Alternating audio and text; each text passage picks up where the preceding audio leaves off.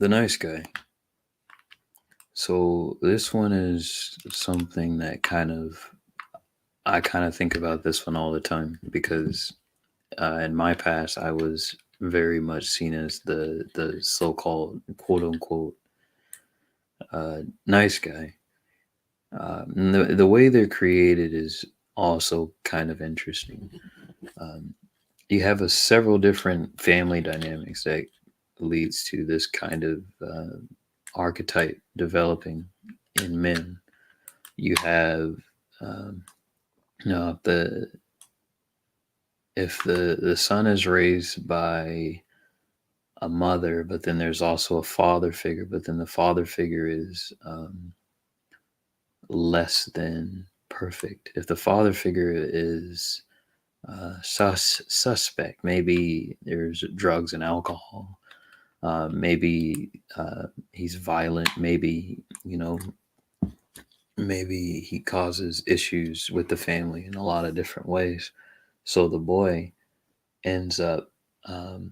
What's interesting about this dynamic is the boy ends up um, creating this. There's a lot of self hatred for his own masculinity that develops as a result of growing up in this kind of dynamic. He ends up thinking that the part of himself, the most visceral and animalistic side of himself, is bad, and perhaps he even suppresses his own shadow, which um, I think leads to that harmless feeling women get around these kind of men, where they're thinking, "Oh, he's harmless. He's not really a man. He's more like a woman, right?" Um, I think that comes from the fact that he is suppressing his natural urges and natural instincts. There are things that men we naturally do, and we naturally have urges, and we will lean towards these things if we're not. Um, Now, there are forces that are kind of pressing against that and kind of seeking to emasculate us further and further and further until we kind of just kind of. It's almost like it's a couple of things, right? Because it's almost like society as a whole, but then even the individuals in just the average male's life, like like let's just say like a female teacher, his mother, his sister, his aunt, his grandmother. There's a lot of forces that are kind of, and interestingly enough, even if these individuals actually love the kid, love the men, uh, a lot of them are actively emasculating the men, and they don't even know it. So, but that's okay. So that's an external thing. The internal um, locus of control, at least on the man's behalf, because we can't just say that this is just everyone else's fault. So from the start, it's kind of beaten, the masculinity of that man is kind of beaten out of him. And you get some that recover, they kind of realize, wait a minute, this is they're raising me to be a chick, or wait a minute, I don't want to do things like that. I want to do things like this, which is completely different. um, you also have a larger group of guys who don't recover. They simply kind of just give in, but then those guys are um, they're not liked by women because they act like women. um, it's interesting, right? It's like, oh man, I guess we can't have equality. Um, hey, Iridium. So yeah, so there's this one phenomenon. So a lot of women nowadays, they're starting to say that the nice guys are actually the worst guys because they're not congruent with their actions and their feelings and their thoughts. They're doing things just to get something, right? Um, I don't really have a gripe against this so much, only to say that a lot of times women are just like that. They're often incongruent with their thoughts and actions and their feel like how they feel and what they do. Oftentimes they don't really line up. Um, it's just in males, this kind of behavior is more suspect. And also in lower status males, any type of behavior that can be lower status males are automatically seen as more suspect than individuals who have higher status. And this is just generally speaking something that I've noticed is the case. So if you're seen as a person who is just being nice to get something, perhaps it's true. But then also, I would say it's important to factor in the individual's status, because you have people who have very high status, very high amounts of power. And a lot of times, a lot of the things that they do are just as bad. You know, the bad boys that women say they like, and because they just do things unapologetically. But a lot of them are terrible as well. It's just they're perceived as more attractive, and a lot of times when women perceive the guy or as attractive, she's she kind of gains she has a lot of amnesia towards what that guy does. More forgiving, right? Perhaps. But if the guy is like seen as unattractive, then it's kind of like super critical, right? The nice guy phenomena is really interesting, but I think the greatest way for the average man to break it, because I mean, you can't really help how you were raised. So if you were raised, and most guys are raised, most I'm just being raw and honest, most guys were raised by their moms, or if their dads were around, there's a good chance were their dads were suppressed in their masculine, and they weren't even fully masculine. They were kind of like henpecked or some shit. Um, but yeah, I think the most effective way to deal with this syndrome, where you kind of are super apologetic and you kind of hide your masculine traits, and you feel like showing it is negative, like you feel like it's going to cause issues.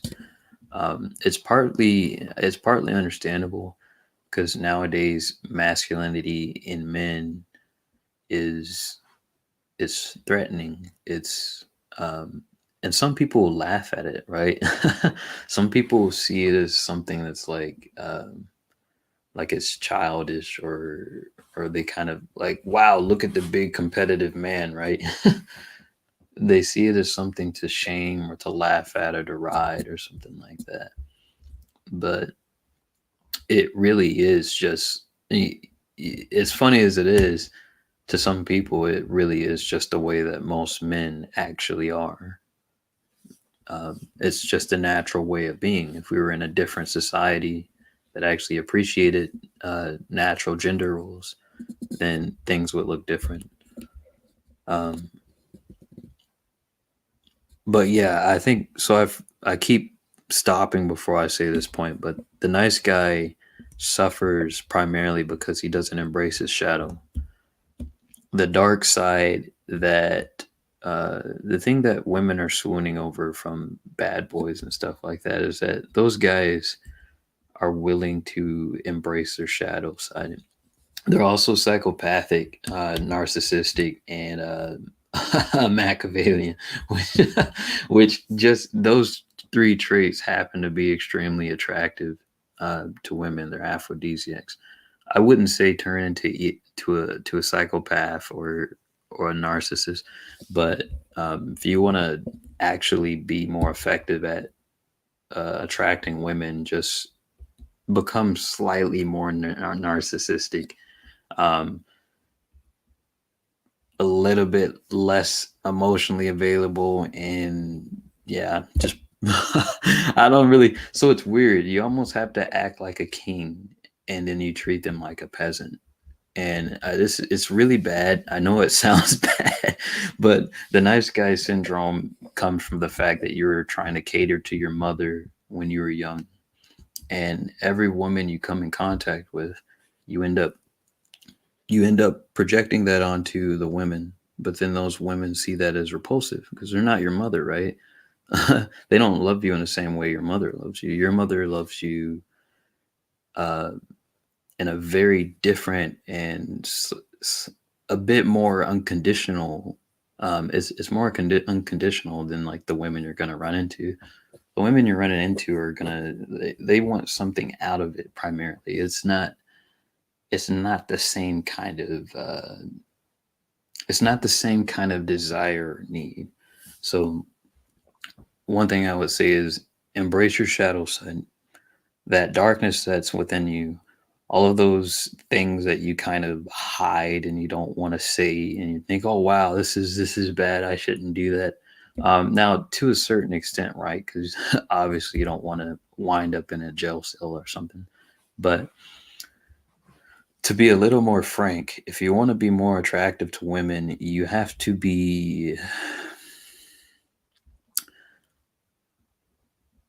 to illuminate a more dark energy. Um, the energy is it's almost satanic. It's a dark um, crimson energy. It's like think of a psychopath, think of a mobster, right? The kind of energy that those kind of people, those kind of individuals um, give off is this very ruthless, selfish, narcissistic, domineering kind of energy. Um, Now, I know this sounds nuts, but I probably wouldn't be a thinker if I wasn't capable of thinking about things that other people aren't willing to think about. But women aren't really attraction is amoral. It doesn't really have much to do with morals. It's more to do with traits that we see as um, opportune for a very short amount of time. It's very opportunistic and it's very visceral.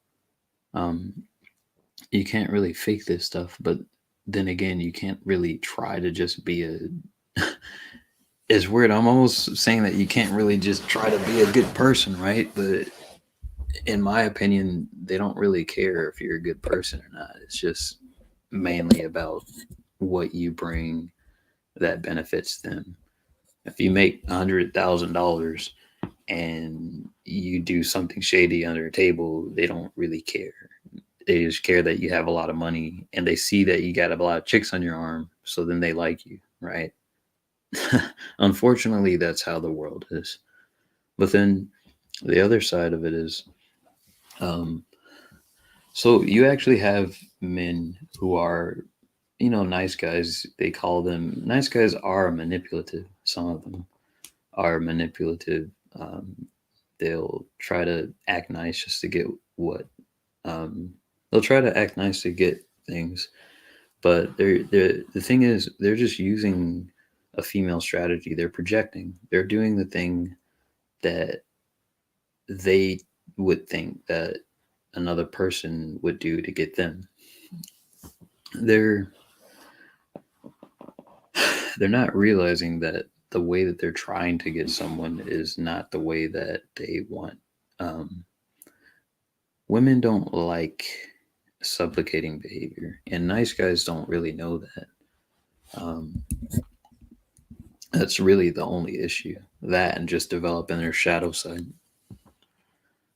becoming slightly more narcissistic. I won't really say psychopathic, but Machiavellianism definitely never hurt. That's another thing I've learned that I should say as well.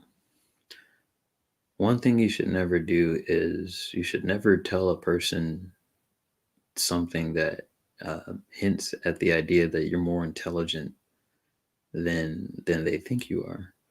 You shouldn't show that because it's really weird, and I don't know why this happens, but um, when people sense that you're intelligent, or they sense that there's a challenge of some sort, they'll take it as an opportunity to see if they can get one over on you. They won't just be a decent person and just, go, okay, that's cool and everything. No.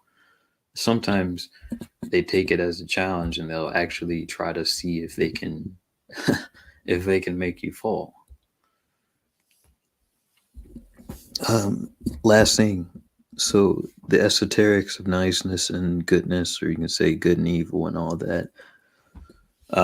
This is slightly more esoteric than what I was speaking earlier. So the nature of this dimension is that good deeds and good intentions and things like that oftentimes will get misinterpreted. And oftentimes good things aren't recognized until much later, because that kind of energy doesn't flow very well in this dimension. So bad things and bad people they're more effective at doing things, and they're more effective at getting what they want. Good people and people with good intentions. So you could say kindred souls, or people who have they're well intended. These individuals oftentimes will face tragedy, or they'll get ignored, they'll be misunderstood, maybe they'll do something and it'll get taken out of context or something like that. It's really weird. It's almost like people seem to it's almost like the more your intentions are good nowadays, the more likely someone will see something bad in what you were trying to do. Um, Now, on the other side, it seems like people with the worst intentions are often seen as having the best intentions, or they're seen as really good people. Like, for example, psychopaths, and you have some psychopaths or some particularly Machiavellian men, where they will put on a persona of being, they're very charismatic. They actually are very charismatic and very socially adept, very charming, and oftentimes they can get women super easy. The women flock to them like moths to a flame. But then also their social groups, they're ranked very highly, and no one ever suspects them of wrongdoing. No one ever suspects them of any type of malfeasance. But oftentimes, these individuals who are never really suspected of doing things wrong, they will actually get the second or third question, right? Like the person will be like, well, maybe it's a misunderstanding. Let's look into it, right? Whereas the person who's actually genuine and decent, who there's a misunderstanding, that individual, they won't get that second or third. They're not. No one's going to hear them out.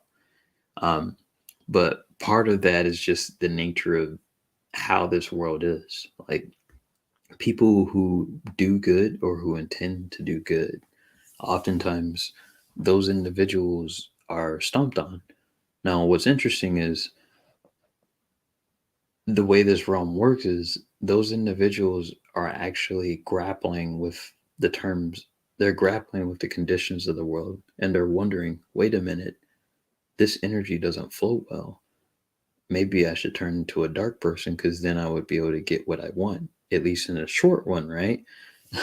What's even more messed up is that good individuals, we tend to only recognize the good they were doing or the good they were trying to do after they've left, right? Which is interesting.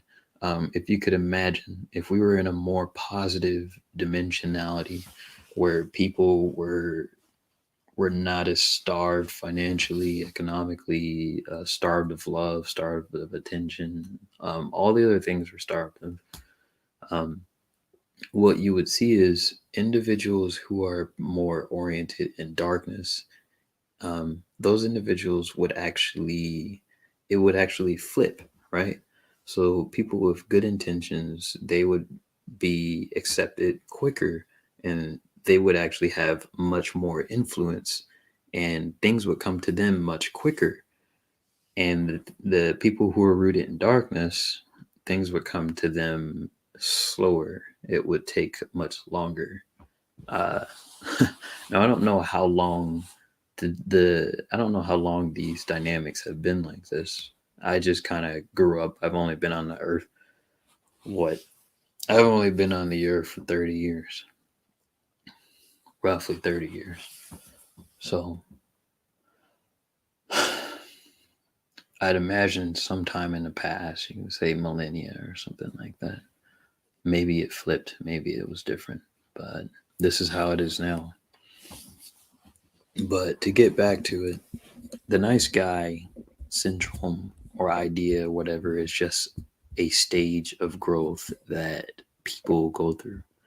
People go through the stage of being naive. People go through stages of being manipulative. They go through stages of it. In my opinion, it's just a stage of growth. I don't think it's something that's meant for a person to stay in. Granted, there are people who stay in it, but yeah, it's generally used as a moniker to shame men for trying to get into women's pants just by being nice. But at the end of the day, everyone wants something, and everyone does things to try to get something. It's just one. A person is more certain individuals are more suspect because of their social status and because of the nature of who they are. Like, it's not necessarily just that they're bad people, it's just their status, which has a very large impact on how we perceive people. This was long. All right, the nice guy.